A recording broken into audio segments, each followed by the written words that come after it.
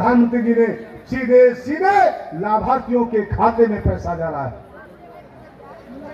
इसमें जितने भी शादी विवाह में आए लोग होंगे, इनको निश्चित रूप से किसान सम्मान निधि का एक बजट देश के प्रधानमंत्री जी ने किसानों के सम्मान को ध्यान में रखते हुए किया, और उस बजट को ऐसा किया कि जब से वो योजना शुरू हुई और अभी 15वीं किस्त आपको मिली, 15 किस्तें मिली, उन 15 किस्तों में एक एक किस्त 2000 की, 15 दुनाई 30, एक किसान के खाते में कितना 30,000 रुपया।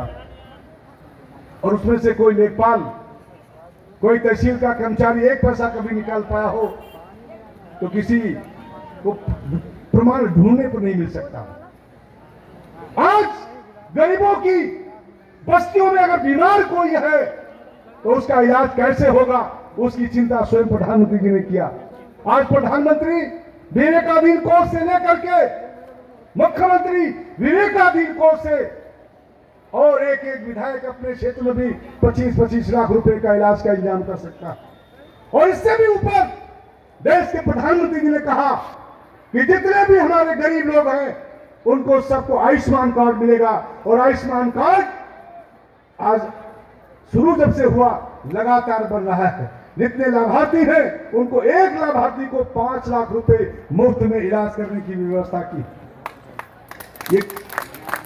ये सीधे मरीजों के खाते में जाने वाली योजना है। देश में जब भारतीय जनता पार्टी की सरकार 13 महीने की बनी थी, अटल जी प्रधानमंत्री थे, उस समय भी किसानों को, गरीबों को सामने रख करके निर्णय लिया गया था। और अभी मैं चर्चा कर रहा था, राशन की व्यवस्था की। गांव के गरीबों में जब राशन का इंतजाम नहीं होता था, हमारी माताएं बहनें उधार के ला करके बनाती थी, अपने बगैर खाया सजाया करती थी। उसकी भी चिंता उस समय अटल जी ने की थी। अंत्योदय कार्ड और बीपीएल कार्ड की सुविधा दी थी किसानों को, किसान क्रेडिट कार्ड जैसी सुविधा कि अगर पैसे वाले बैंकों से मदद ले सकते हैं तो पसीना बहाने वाला हमारा किसान भी अपनी खतौनी लेके बैंकों में जाएगा और वहां फिर सबसे सस्ती दर पर उसको कर्जा बैंक देगा। किसान क्रेडिट कार्ड जैसी सुविधा भी अटल जी ने शुरू की थी। और आज उसको, अटल जी की सारी सुविधाओं को आज देश में मोदी जी और उत्तर प्रदेश में योगी जी सारी योजनाओं को आगे बढ़ा रहे हैं। और ये सारी योजनाएं जिनकी मैं चर्चा कर रहा था, राशन की योजना को, जिसमें कोरोना काल आया था, हमारे पत्रकार साथी यहां बैठे, आप सभी लोग गवाह हैं, उस समय देश के अनेकों अनेक शहरों से हमारे गांव में लाखों लाख की संख्या में मजदूर आ रहा था।